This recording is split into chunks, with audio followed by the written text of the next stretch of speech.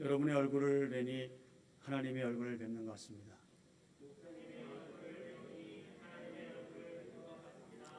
여러분 깜짝 놀라셨죠? 저도 깜짝 놀랐습니다. 지난주까지만 제가 여러분을 뵙는 것이었는데 오늘도 부득불 또 여러분을 뵙게 되어서 한편으로 반갑고 한편으로 송구하고 그렇습니다. 우리 사랑하고 존경하는 지태호 목사님의 조속한 쾌유를 기도합니다. 저는 오늘 본문 말씀 가운데 특별히 3절 말씀을 중심으로 말씀을 전하려고 합니다. 여러분 오늘 말씀의 제목이 무엇입니까? 주보를 보셔야 아시는군요. 네.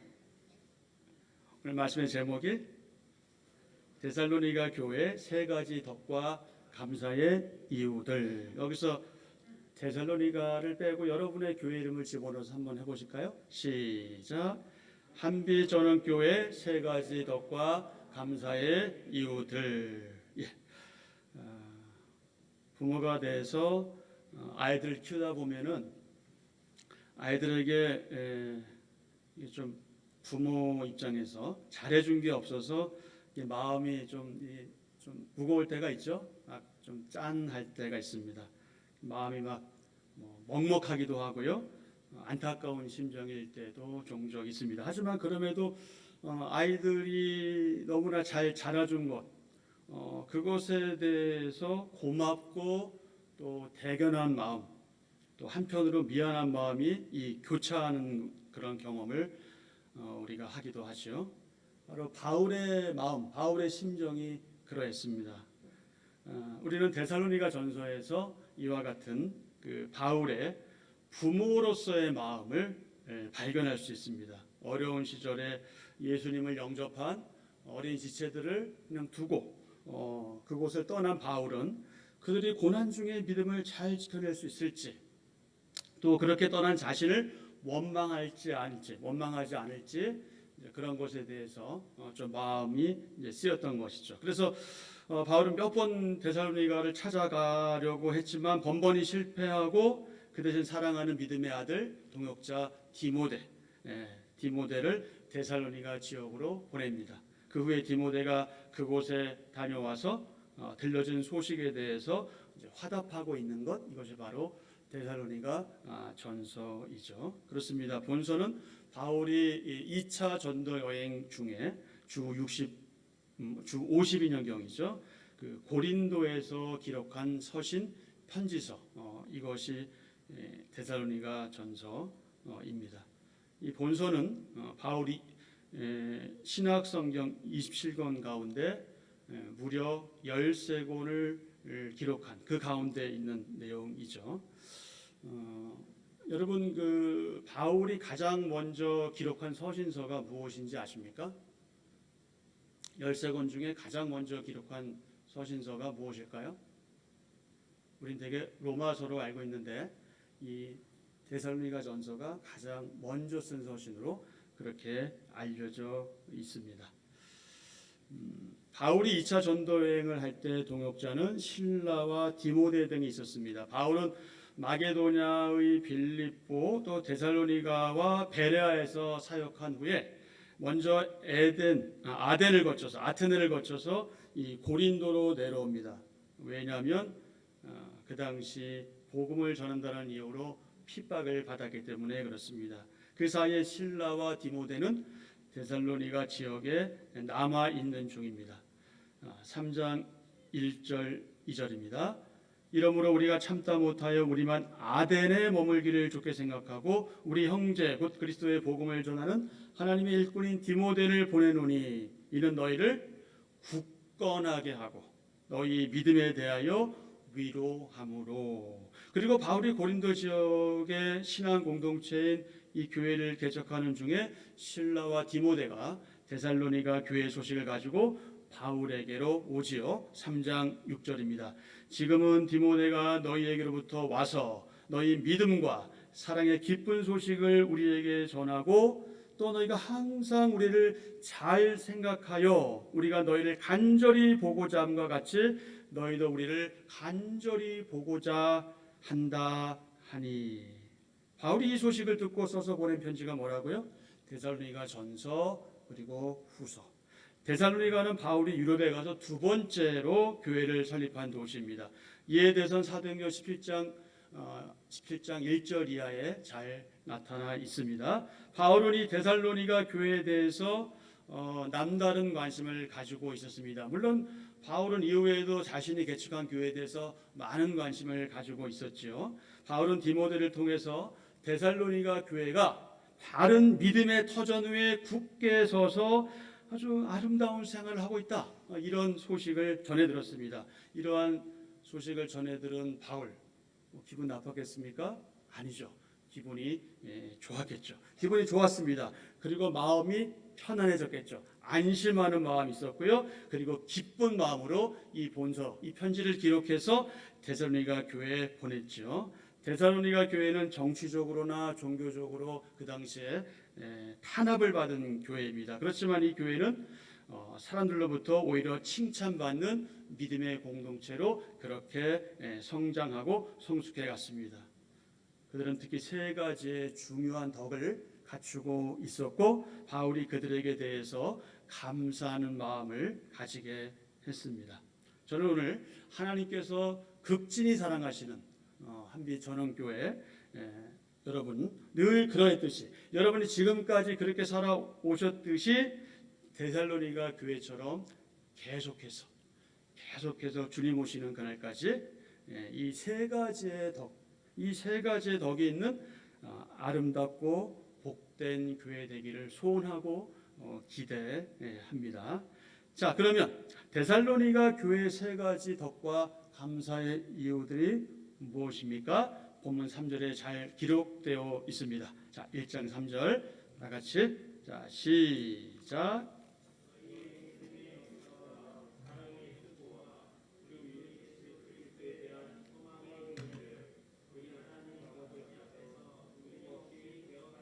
아멘. 자, 이 세 가지의 덕은 이미 여러분들이 다 갖추고 있는 것이죠. 그런데 재밌는 것이 무엇입니까? 여기 지금 믿음 나오고요, 사랑 나오고요, 그 다음에 뭐 나오죠? 소망 나오죠. 근데 이와 비슷하게 고린도전 13절 13절 보면은 믿음과 소망과 사랑 이 세 가지가 나오죠. 그래서 믿음, 소망, 사랑이라는 특징. 저는 한빛전원교회가 바로 그런 특징을 가지고 있는 교회라고 믿습니다. 자, 첫 번째 무엇입니까? 믿음의 역사, 믿음이죠. 데살로니가 교회는 믿음의 역사가 있었습니다. 바울은 데살로니가 교회 지체들의 믿음의 역사로 인해서 감사하고 있습니다. 즉 그들이 이 바른 복음, 정통 교리를 잘 배우고 믿을 뿐만 아니라 거기서 그치는 것이 아니라 자기가 믿고 있는 바를 삶에서 실천하고 있음. 그렇게 믿는 바대로 살아내고 있음을 인해서 바울은 좋게 여기고 있는 것이죠. 그렇습니다. 지금 데살로니가 교회는요, 모든 일을 하되 그 일이 어떤 일이든지 하나님을 믿는 그 믿음의 기초에서 해내고 있습니다.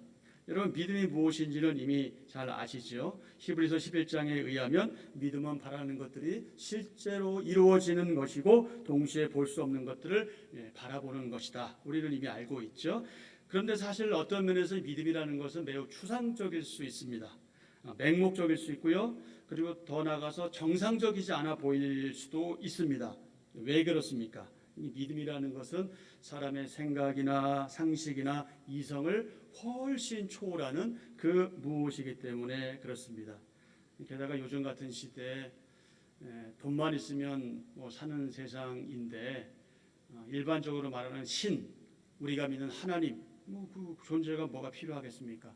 하나님이 없이도 신이 없이도 사람들은 너무나 잘 산다고 자부하고 있는데 이런 그 신이나 하나님을 믿지 않아도 살아가는데 부족한 것이나 불편이 없는 이런 시대, 아니 오히려 믿는다는 것이 더 불편할 수도 있죠. 사실 여러분은 믿는다는 이유 때문에 이 황금 시간에 여기에 지금 나와서 이러고 있는 거 아닙니까? 사람들이 이해하지 못하는 그런 일을 지금 우리는 하고 있는 것이죠. 왜 그렇습니까? 우리에게 무엇이 있기 때문에? 믿음이 있기 때문에 그런 것입니다. 그 믿음이 우리 가운데 있는 것이죠. 하나님께서 우리에게 은혜를 베푸셔서 너무나 감사한 일이죠. 하지만 그럼에도 불구하고 사람의 영혼 그리고 사람의 육신, 그러니까 우리가 전인적으로 살 수 있는 방법, 그 방법은 사람들이 아무리 부정하고 아무리 싫어해도 그 방법은 한 가지밖에 없습니다. 여호와 하나님을 믿는 그 방법밖에 없죠. 그리고 우리가 살아갈 수 있는 방법의 기초, 근거, 그건 역시 우리의 믿음에 근거합니다. 그러므로 우리는 하나님에 대한 바른 믿음과 살아있는 믿음을 가져야 하죠. 아니, 우리는 이미 가지고 있습니다. 그러므로 우리는 하나님에 대한 바른 믿음과 살아있는 믿음 속에서 믿는 자답게 그렇게 살아가야 하죠. 그런데 믿음이 없이는 하나님을 기쁘시게 할 수 없다. 히브리서 11장 6절은 믿음이 없이는 하나님을 기쁘시게 하지 못하나니 하나님께 나아가는 자는 반드시 그가 계신 것과 또한 그가 자기를 찾는 자들에게 상 주심을 주시는 이심을 믿어야 할지니라. 아멘. 이렇게 말씀하고 있죠. 믿음이 없이는 하나님을 기쁘시게 하지 못한다. 하나님을 기쁘시게 할 수 없는 자들, 그들이 누구입니까? 로마서 8장 8절에 의하면 육신에 있는 자들이죠. 육신에 있는 자들. 데살로니가 교회 공동체는 삶의 모든 부분에서 그 살아있는 믿음, 살아있는 신앙의 기초에서 믿음의 역사를 잘 감당했습니다. 믿음의 역사는 믿음의 행위죠. 믿음이 일으키는 행동, 믿음을 통해 이루어지는 행동을 가리킵니다. 믿음의 역사라는 말은 믿음과 행위가 서로 대립적인 개념이 아니죠. 오히려 믿음은 반드시 행함으로 나타나야 한다. 즉 신앙은 실천으로 나타나야 한다. 신앙은 순종으로 나타나야 한다는 사실을 잘 보여주는 표현, 그것이 바로 믿음의 역사이죠. 데살로니가 교회 지체들은 살아있는 믿음을 가졌기에 하나님이 기뻐하시는 삶을 살 수 있었습니다. 그 결과 그 교회의 믿음의 역사는 선행을 낳았습니다. 8절에 의하면 그들은 바울에게서 배운 대로 살아낸 믿음에 대한 좋은 소문이 널리 퍼져 있었죠. 자, 8절 말씀을 보실까요? 주의 말씀이 시작.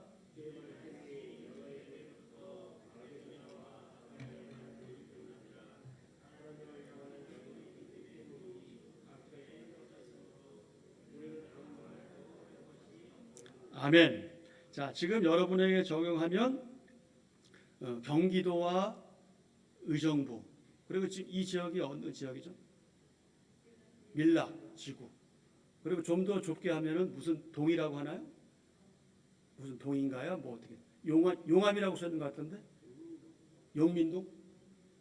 예. 그러니까 그 얘기예요 지금. 경기도와 의정부와 뭐 밀락지구에서 여러분의 이 소문이 잘 나는 거죠. 여러분의 믿음의 소문이 각자에 퍼지는 것. 그러니까 바울은 지금 할 말이 없다는 거. 왜? 너희들 너무 잘하고 있으니까, 당신들이 너무 잘하고 있으니까 나는 그것에 대해서 아무 말할 것이 없어. 이렇게 얘기하는 것이죠. 하지만 바울이 보기에는 이렇게 그들이 잘하고 있음에도 불구하고 그래도 조금 2% 부족한, 그 믿음에 대한 소문이 뭔가 좀 2% 부족한 것이 있었던 것처럼 보입니다. 3장 10절에 보면요, 주야로 심히 간구함은 너희 얼굴을 보고 너희 믿음이 부족한 것을 보충하게 하려 함이라. 그러니까 바울이 보기에는 약간 그들의 믿음이 부족한 것이 있지 않나 이렇게 생각했다는 것이죠. 데살로니가 교인들은 열심히 있는 신앙생활로 바울에게 기쁨을 주었습니다. 3장 9절입니다. 우리가 우리 하나님 앞에서 너희로 말미암아 모든 기쁨으로 기뻐하니 너희를 위하여 능히 어떠한 감사로 하나님께 보답할까.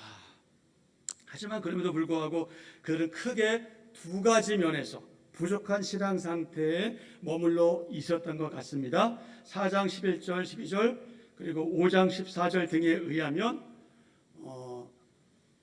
성도로서 이렇게 좀 규모 있는 생활이 있어서 조금 모자란 것처럼 보였고요. 그 다음에 4장 13절부터 5장 6절에 의하면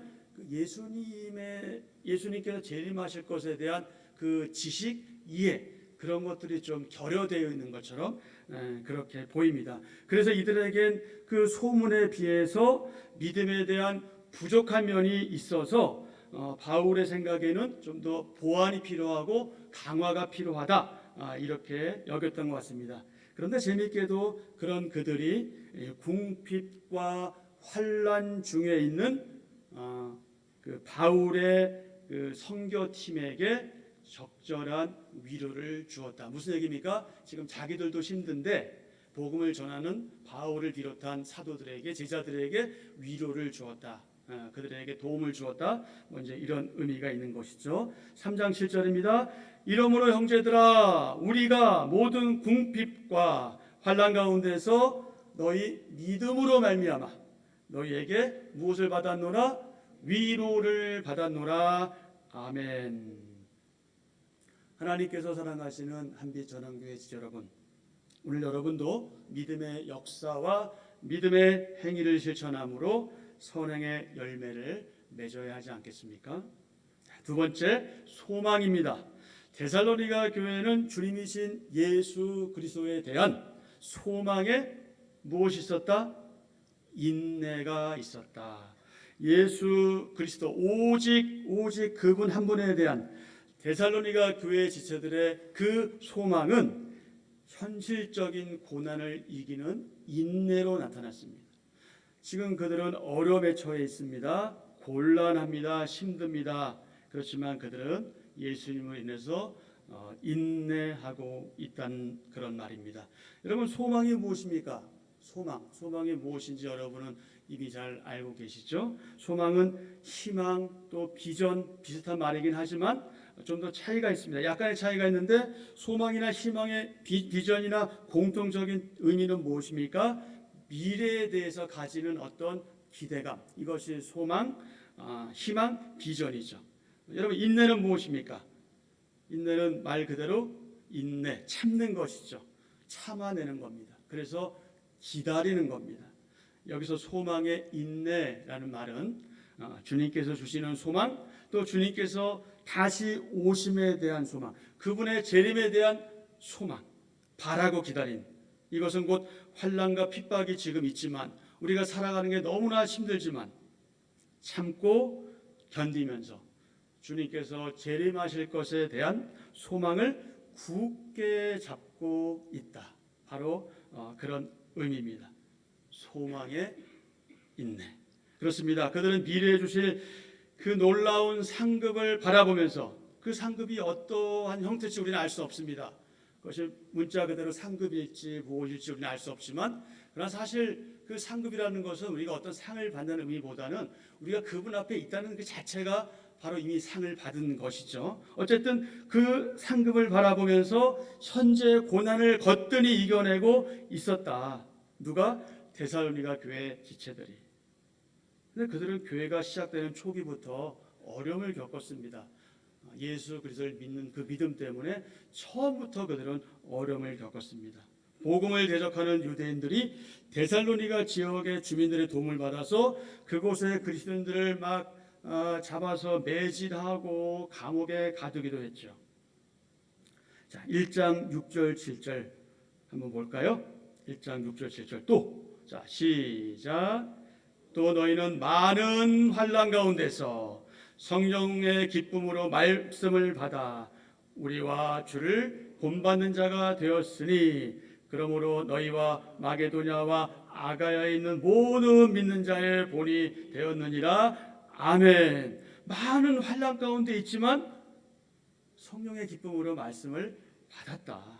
그리고 바울을 비롯한 선교팀, 그리고 주를 본받는 자가 되었다. 자, 2장 14절입니다. 2장 14절.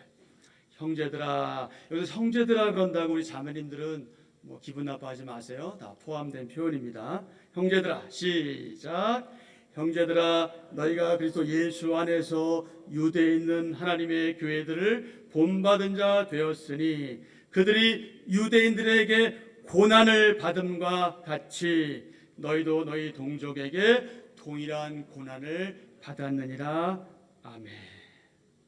하지만 그들은 그런 환난과 핍박 앞에서도 흔들리지 않고 참아내고 인내했습니다.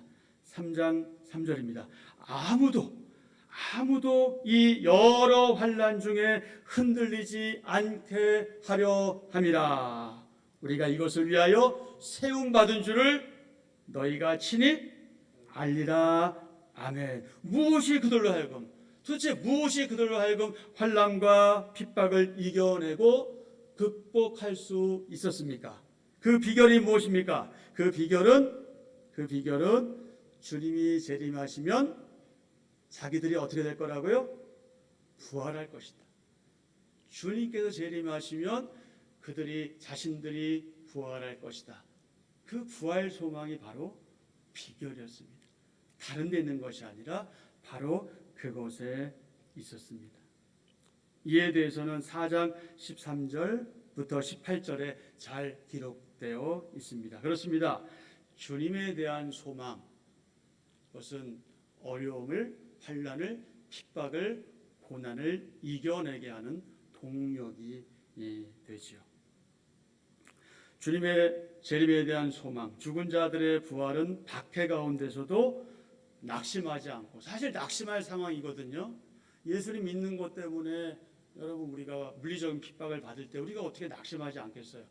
내가 믿는 믿음하고 내가 믿으면 잘 되는데, 이런 어려움이 없어야 되는데 어떻게 하나님은 우리에게 이런 어려움을 주실까? 낙담할 수밖에 없는 게 우리의 본성이죠. 그러나 그럼에도 불구하고 우리가 낙담하지 않을 수 있는 이유는, 그리고 낙담하더라도 곧 회복될 수 있는 이유는 무엇입니까?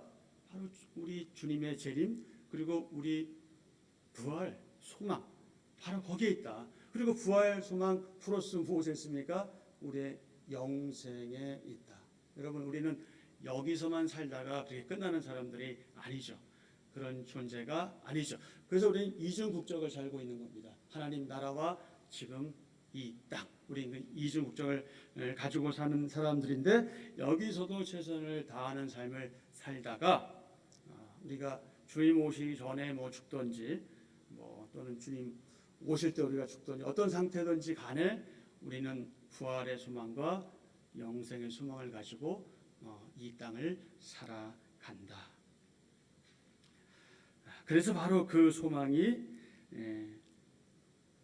우리에게 현실적으로 다가오는 그 말할 수 없는 괴로움, 고통, 이런 것들을 이겨낼 수 있게 해준다. 당시의 신자들 대부분은요, 이 데살로니가 교회 지체들은 주님이 승천하실 때 구름 타고 올라가신 것처럼 이제 곧 오실 거라고 그렇게 믿었어요. 그렇게 확신했어요. 그 믿음은 좋은 믿음이죠. 잘못된 믿음이 아니에요. 그러나 그들이 좀 잘못 생각한 게 있어요. 그게 뭘까요? 그것은 뭐냐면, 주님 오시면 세상 끝난다. 그러니 내가 이렇게 열심히 일할 이유가 없다. 그러니 우리는 모든 걸 다 그만두고 주님 영접할 준비를 하자. 먼저 이런 생각을 하고 있었죠. 그래서 일부의 지체들은 이제 더 이상 일하기를 거부했어요. 그래서 바울이 권면하죠. 일하기를 싫어하는 자는 뭐하지도 마라, 먹지도 마라. 그 배경이 이제 그렇게 나온 것이거든요. 비근한 일이 과거에 우리나라에 있었죠. 지난 1992년 10월에 여러분 기억하실지 모르겠지만 그 다미 선교회라고 예수님께서 1992년 10월 언제 오신다. 이제 이래가지고 이 사람들이 다 때려치고 다 재산 팔고 그래가지고 한 곳에 모였는데 어떻게 됐습니까? 미안하게도 주님은 그날 오시지 않으셨죠. 그래서 해프닝으로 끝난 그런 참 가슴 아픈 또는 웃지 못할 사건이 있었죠. 바로 그런 것처럼 일부의 데살로니가 교회 교인들도 그런 생각을 하고 있었던 것 같습니다. 그러면서 그런 왜곡된 종말론은 교회 공동체를 어지럽힐 뿐만 아니라 사회 공동체까지 이제 어지럽히는 그런 배경이 되지요.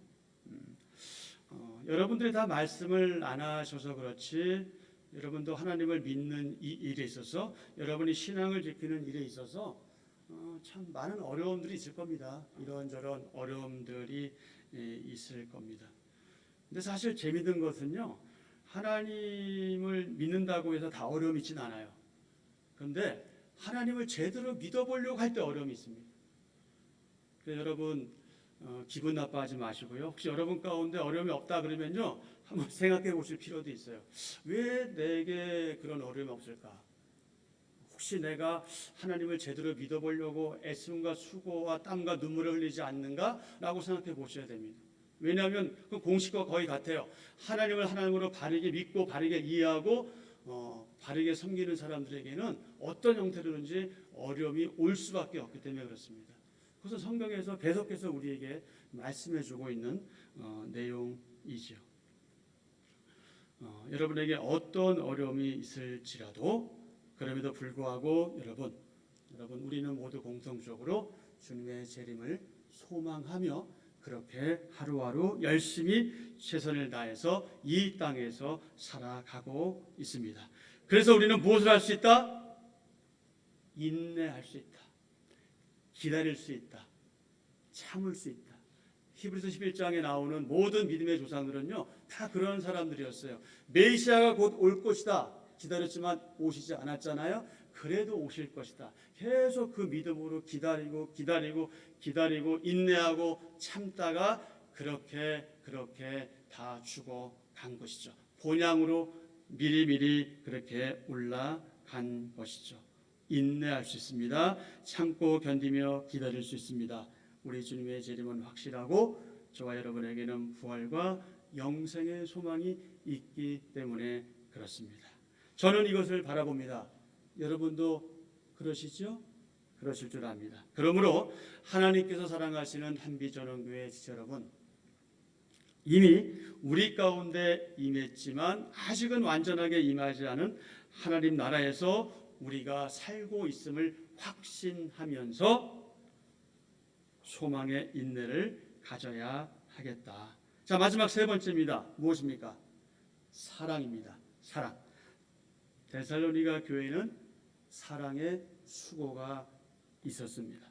바울은 데살로니가 교인들의 믿음의 역사와 소망의 인내 그리고 사랑의 수고에 대해서 지금 강조하고 있죠. 여기서 믿음, 소망, 사랑에 각각 어떤 말이 붙습니까? 역사, 수고, 인내. 이런 말이 덧붙여진 이유가 무엇일까요? 이것은 믿음, 소망, 사랑이 행위와 열매를 동반하는 것이다. 그건 입술에만 머무는 것이 아니라 마음에만 머무는 것이 아니라 머릿속에만 머무는 것이 아니라 우리의 손, 우리의 발, 우리의 몸으로 각각 그렇게 실천되어져야 하는 것이다 하는 것을 강조하는 것이죠. 데살로니가 교회 지체들에게는 여러분 사랑의 수고가 있었습니다. 근데 이 사랑의 수고라고 하는 건요, 때로는 귀찮죠. 하기 싫기도 하고요. 여러분 마침 오늘부터 뭐 식사하시나요? 주방에서 일하는 거 그거 사실 귀찮은 거예요. 아닌가요? 네. 솔직히 말해서 그러지 않으세요? 네. 그러나 우리가 귀찮고 불편하고 때로는 이 잔을 내게서 넘기시옵소서 마음을 가지더라도 하는 이유가 뭡니까? 바로 우리의 믿음과 소망이 작동하기 때문에 그런 거 아닙니까? 내가 지체들을 위해서 이 짓는 이 밥, 준비하는 반찬 이걸 통해서 우리가 교제를 나누고 서로 하나됨을 확인하고 우리가 장차 우리가 소망하고 있는 그리고 그것을 경험하게 될 하나님 나라를 이미 이곳을 맛보는 그것을 우리가 경험하기 위해서 사랑의 수고를 아끼지 않는 거잖아요. 그래서 우리는 누가 알아주지 않아도 누가 인정해주지 않아도 당신 참 잘해 박수치지 않아도 우리 묵묵히 어떻게 하는 겁니까? 사랑의 수고를 감당하는 것이죠. 그래서 저는 기대합니다. 오늘 점심이 맛있기를. 오늘 점심 메뉴가 무엇입니까? 아무튼 배가 고픕니다. 지금 제가 아주 기대가 됩니다. 여러분의 그 사랑의 수고의 결실 얼마나 맛있을까? 많은 반찬을 하지 않더라도 거기에는 사랑이 녹아있기 때문에 그 사랑 때문에 너무나 맛난 음식이 되는 것이죠. 불편하고 귀찮고 누가 알아주지도 않지만 수고는 그 사랑이 진실하다는 것을 드러내 보이는 것이죠. 그 증거가 되는 것이죠. 그래서 데살로니가 교회 지체들은 어떻게 했다? 서로를 사랑했다. 여러분 어떠십니까? 자, 여러분 한번 이렇게 주위에 있는 분들 한번 돌아보십시오. 한번 이렇게 옆에, 뒤에, 앞에 있는 분들 보십시오. 서로 사랑하시지요? 예, 제가 좀 시간이 가더라도 이것을 안 하지 않을 수가 없습니다.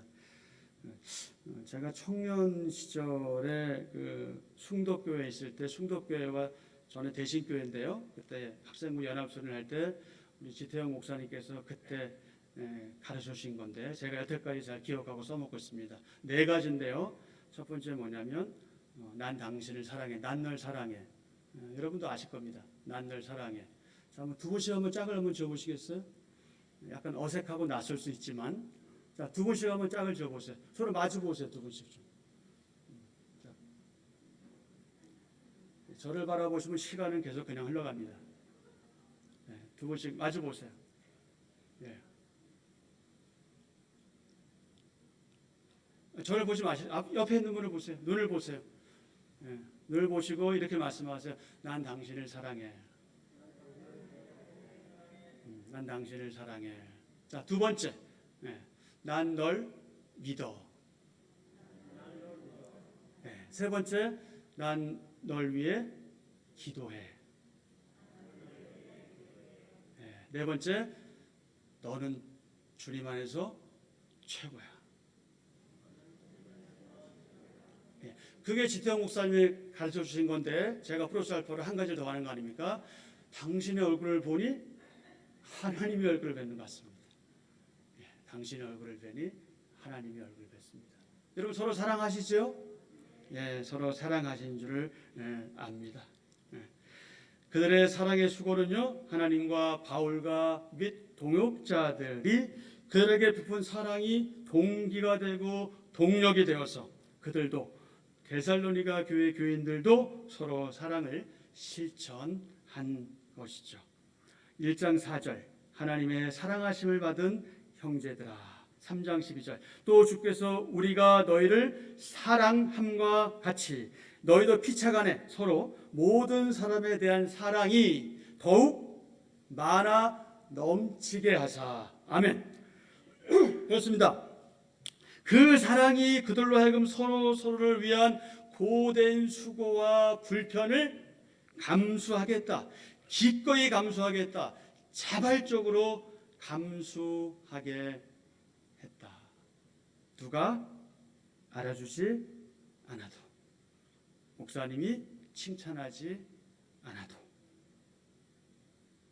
또한 4장 9절 10절에 의하면 데살로니가 교회 공동체는요, 마게도냐 지역의 다른 믿음의 형제들에게까지 사랑을 확대해 나갔다. 4장 9절 10절 형제 사랑에 관하여는 너희에게 쓸 것이 없음은 너희들 자신이 하나님의 가르치심을 받아 서로 사랑합니다.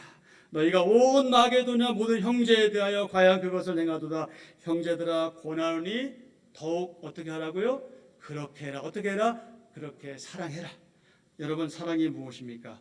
도대체 사랑이 무엇입니까? 사랑. 아무리 강조해도 지나치지 않죠. 데살로니가 교회는 아가페 사랑에 기초한 사랑의 수고를 아끼지 않았다.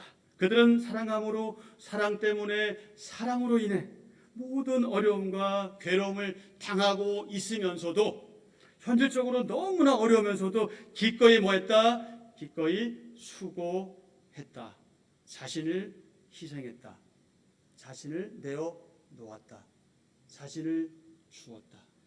자신을 드렸다.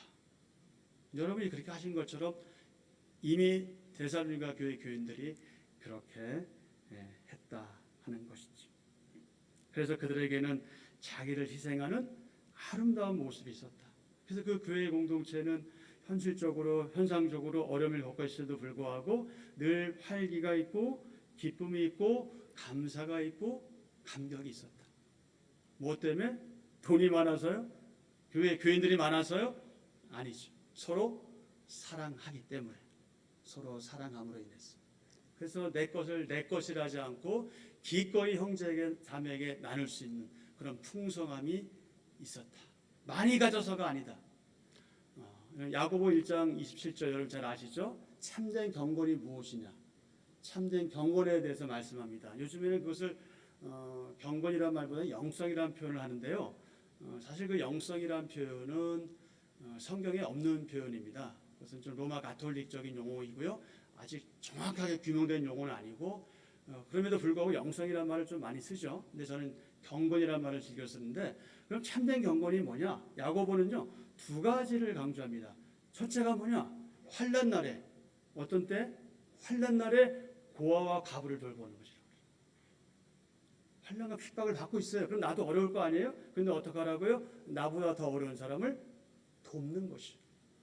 그것이 경건이에요. 다시 말해서 뭐냐면 하나님을 점점점 닮아가고 있다는 것이에요. 하나님을 믿고 있다는 증거예요. 그것이. 그래서 여러분 내가 나중에 뭔가 좀 돈이 많아지면 그때 할 거야? No. 지금 하셔야 됩니다.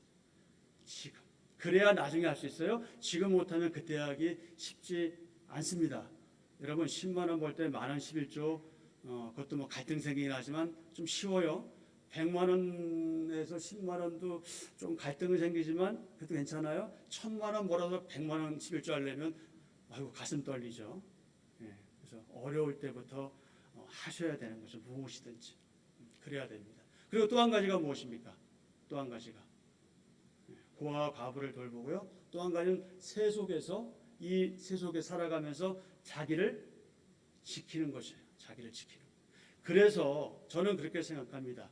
목회자들에 비해서 여러분들은 훨씬 더 열악한 상황 속에 놓여 있어요. 사실 목회자들은 교회란 구조 속에 있지만 여러분은 직접 세상 속에 나갑니다.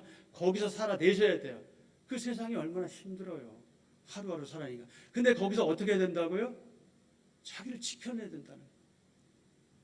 무엇으로? 믿음으로, 소망으로, 사랑으로. 그러니 여러분의 믿음이 어쩌면 목회자들의 믿음보다 더 뛰어나고 훌륭할 수 있어요. 아마도 하나님께서 그렇게 여러분의 믿음을 칭찬하시지 않을까 저는 그렇게 생각합니다. 아멘을 안 하시네요. 이건 아멘 하셔야죠. 이건 아멘할 일입니다. 여러분은 정말 대단하신 분들이에요. 저는 그렇게 생각합니다. 자기 희생. 자기 희생이란 말 들을 때 여러분 가운데 좀 나도 이제 지금까지도 그랬지만 더욱더 그렇게 해야지 하는 그런 각오와 다짐과 결단이 여러분께 있기를 기대합니다. 저와 여러분은 참으로 예수님의 사랑을 받은 사람들이죠. 그리고 그 사랑을 이미 받은 사랑을 우리 각자의 삶의 장소에서 또 그대로 나누어야 하는 그런 사람들입니다. 그 사랑을 각자의 삶의 현장에서 실천해야 하죠. 그래서 사람들에게 야, 저 사람은 정말 괜찮은 사람이다. 정말 좋은 사람이네. 정말 하나님 믿는 사람이네. 이런 도전들을 주셔야 하는 것이죠. 그때 여러분이 하나님 얘기 안 하셔도 괜찮아요. 다만 하나님 믿는 사람의 모습을 드러내시면 되는 거죠. 이것은 완전을 요구하는 것이 아니에요. 우리 완전할 수 없어요. 우리 실수해요. 잘못해요. 그러나 인정할 수 있는, 그러면서도 그 사랑을 베풀 수 있는, 말 한마디라 따뜻하게 할 수 있고 비언어, 그 행동, 바라봄, 몸짓 하나하나 따뜻하게 전달할 수 있는 그런 것만 우리가 해줘도 사람들은 우리를 다르게 바라볼 겁니다. 더 이상 개독교라는 소리를 듣지 않을 수 있겠죠. 저는 이 의정부 지역, 이 밀랍지구가 여러분에 인해서 그런 복된 소식을 들을 수 있기를 기대합니다. 주님께 살아계실 때 제자들에게 종종 말씀하셨습니다. 서로 뭐하라? 서로 사랑하라. 주님은 지금도 하나님의 객관적 계시인 말씀인 이 성경을 통해서 우리에게 사랑의 수고를 아끼지 말라 이렇게 말씀하시죠.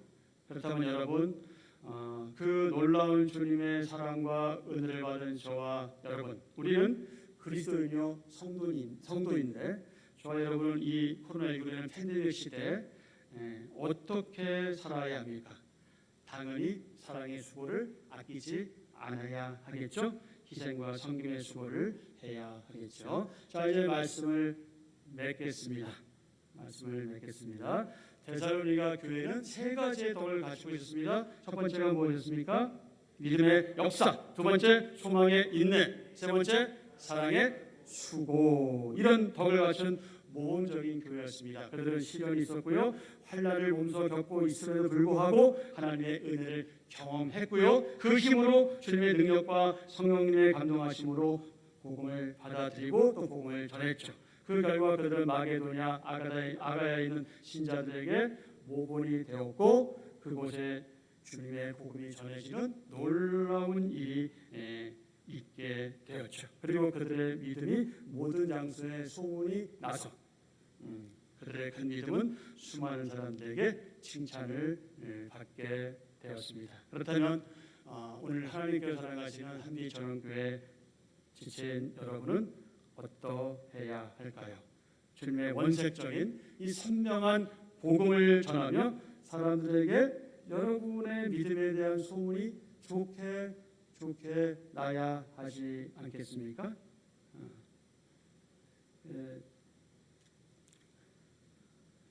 그래서 여러분의 기가 닳도록 사람들에게 칭찬받는 그런 멋진 하나님의 자녀들이 되어야 하겠죠. 하나님께서 바울을 통해 데살로니가 교회에게 말씀하셨고요. 오늘 저와 여러분에게도 말씀하십니다. 이 말씀은 특히 주님의 재림이 얼마 남지 않은 임박한 곧 오실 이 세상을 사는 저와 여러분에게 매우 중요한 말씀이죠.